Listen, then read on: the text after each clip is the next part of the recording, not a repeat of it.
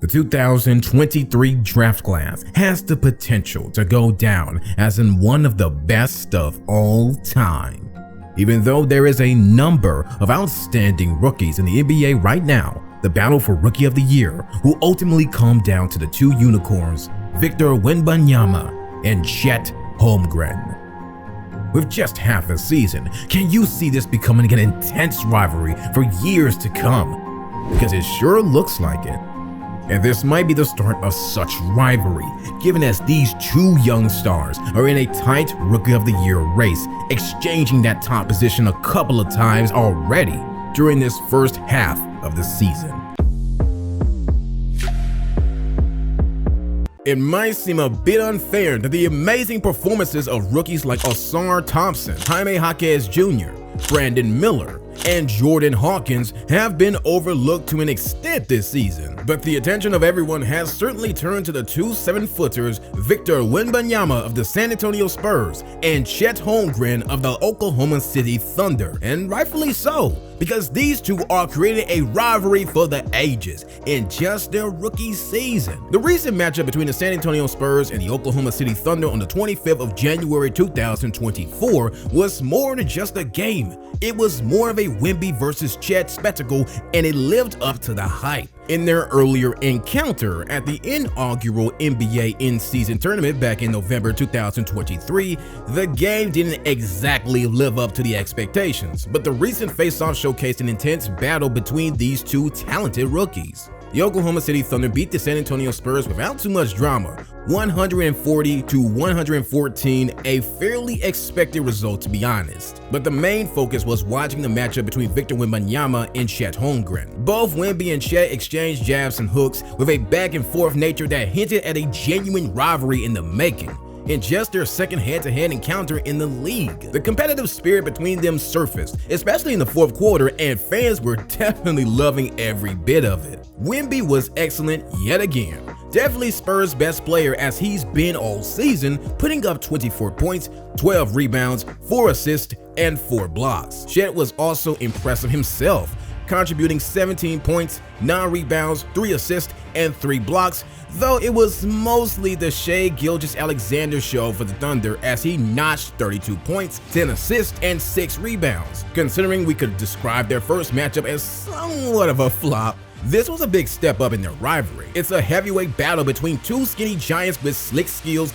and they're both making a tremendous impact on their respective teams in very different contexts. They're both already highlighting factory stars, impactful two-way players, and there's a fair case to be made for each to take home the once-in-a-lifetime hardware, the Rookie of the Year award. Those who feel strongly either way will be arguing about it until the games are done and the votes are in, and probably for years after that too, but anyone who claims it isn't close should certainly take a closer look at the numbers, because this has all the makings to be one of the more compelling races for Rookie of the Year.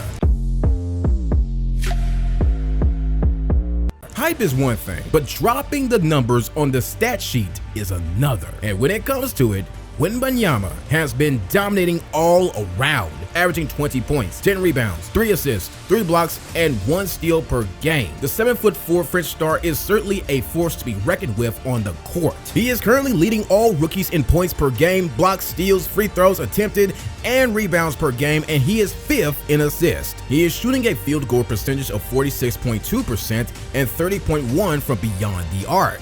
Not bad for the 20-year-old rookie. Wemby came in the league at 19 years old, hailed as the best prospect since LeBron, and immediately became the engine for a rebuilding Spurs team. On the flip side, Holmgren has been instrumental in the Thunder's success this season, contributing to their impressive record with 16 points, 7 rebounds, 2 assists, and 2 blocks. His 53.4% field goal and 38.5% three-point percentages are higher than that of Wembanyama's, which showcases an offensive efficiency that has played a crucial role in the Thunder's performance. Now, we all know that defense contributes to wins, and both these players are exceptional defensive defensive players, but Wembanyama might just have an edge over Holmgren based on physical capabilities and stats. Wemby has been averaging 3.1 blocks and 1.2 steals so far in his rookie season, compared to Chet's 2.6 blocks and 0.6 steals. Now, it isn't much of a difference, but in physical abilities, there is. Victor Wembanyama is a bit more athletic and faster, and he is obviously taller. This makes a huge difference in terms of his ceiling. So while at the moment,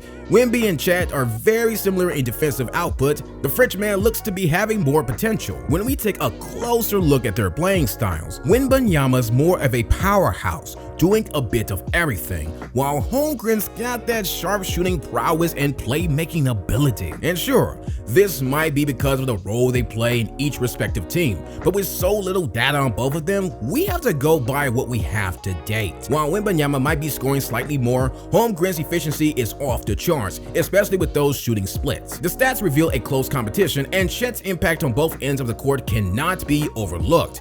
But looking beyond the numbers, Wemby has been the cornerstone for a struggling Spurs team and faces a different environment than Holmgren, who is able to thrive in the Thunder's very talented roster. Looking at their physical attributes, they both share a very striking quality. They are incredibly skinny. Apart from that, Wemby's towering height at 7'4" ties him with Boban Marjanovic as the tallest players in the league right now. Chet's 7'1" frame isn't too far off.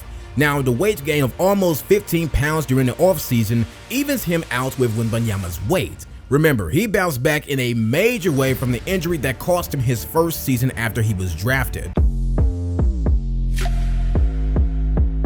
It seems like we're in for quite the showdown between these two, heading now into the back end of the season. Wembanyama's been holding his own, snagging that top spot on the rookie ladder 6 times, while Holmgren's been right behind him, leading 5 times. But you know, it's not just about the stats, it's about the impact they're making on their teams. It's expected that Wemby and Holmgren are going to be compared for their entire careers, though it's unlikely their respective teams will be on the same level anytime soon. The Thunder are currently 37-17 at the time of this video, sitting at number 2 in the Western Conference and no doubt heading to the playoffs. Chet Holmgren has effectively contributed to the Thunder's best record to start a season in years, and even though they boast one of the most promising young rosters in the NBA with the likes of Shai Gilgeous-Alexander and Jalen Williams, you couldn't look past Holmgren's influence, seeing that the Thunder fell short of the playoffs last season, losing in the play-in tournament. For the San Antonio Spurs, it's quite literally the opposite as they sit bottom of the Western Conference and are 10-40 with zero chance of even making the play-in positions. In all fairness though, they are in the early stages of a rebuild, though they have an imminent superstar in the making to build around. Wemby, as a rookie in the league, is already the Spurs' best player. It will be interesting to see how the Rookie of the Year battle continues to evolve, though Wemby appears to be the current frontrunner, with Holmgren right behind him. One fun thing for NBA fans to remember is that these teams still play 2 more times this season. The Thunder already hold the 2-0 advantage, but the main attraction is the Wemby versus Holmgren show rather than the Thunder's versus Spurs show. The Spurs are struggling this season, and that could affect Wembanyama's playing numbers.